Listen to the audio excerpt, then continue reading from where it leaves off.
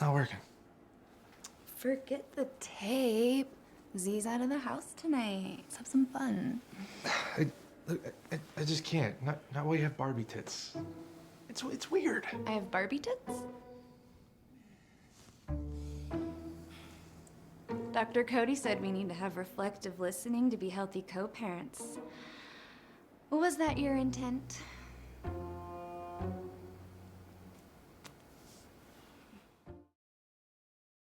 Had a good sort of sexual edge that I thought worked for the type of comedy. There was a lot of bits around the dildo, obviously, and I thought there was a lot of interesting sort of interplays with the style. There was sort of like a neo-noir sort of backdrop that allowed for them to have really like outrageous characters, and I thought that everyone on the screen really bought into the conceit, and I thought that the lead characters in particular had a good interplay that I thought worked well for humor over the course of the narrative, and I thought that the piece had a good sense of self-awareness about the type of comedy and style of humor it was presenting, and I thought it made it more accessible, given that it embraced the conceit full-throatedly. So I thought it was well done overall. I think it was written very well. It was very clever for this the situation that they put themselves in.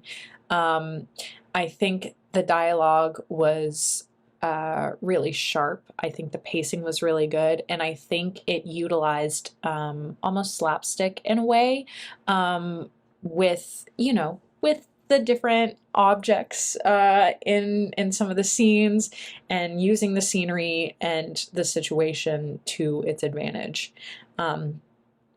Very sharp, very clever. Well, I really enjoyed the glamorous style in the opener, the black and white with the red accents.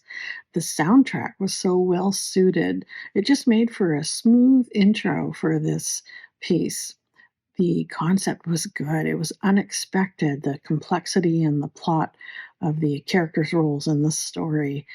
I loved the moment when Kevin says he's a method actor, and the two leads are shouting at him, "Damn it, Kevin!" It was great.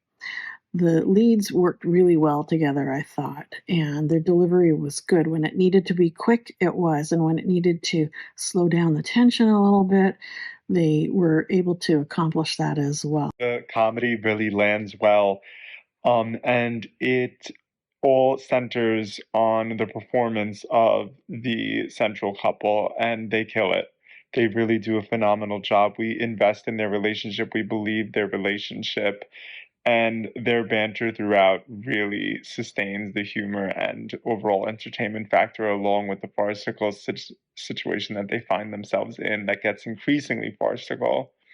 I think there's a lot of great use of props and costumes in this piece as well that really help elevate the humor and the situations. This is just such a great example of such a toxic relationship, but like amping it up by, like I said, like this kind of outlandish, this very extra, this very, exaggerated level, and taking something I think that a lot of people, if they haven't personally dealt with, they know somebody that has dealt with or been in, a toxic relationship where just two people just ultimately should not be together, and for whatever reason they just keep going back and keep going back, and they can't quite quit each other. I liked that this did that, and like I said, this was like my perfect example of like a toxic relationship with the hiring people and then finding out about it beforehand and then paying them more to like basically be like a double agent, and then like to go around and around and around like that. Well, they're still bickering about their relationship, they're still not communicating well, they're still picking at each other the entire time. Well, each of these things is kind of happening and unfolding. I thought was, like I said, my perfect kind of classic example of a toxic relationship, just two people that like should not be anywhere near each other. The premise and the characters really keeps you guessing as an audience member about what's going to happen next and what you expect is going to happen. I found it really entertaining. I also liked how there was a balance between the comedic aspect and the mystery intrigue aspect, and also some heartfelt moments from the characters, and then more comedy as well.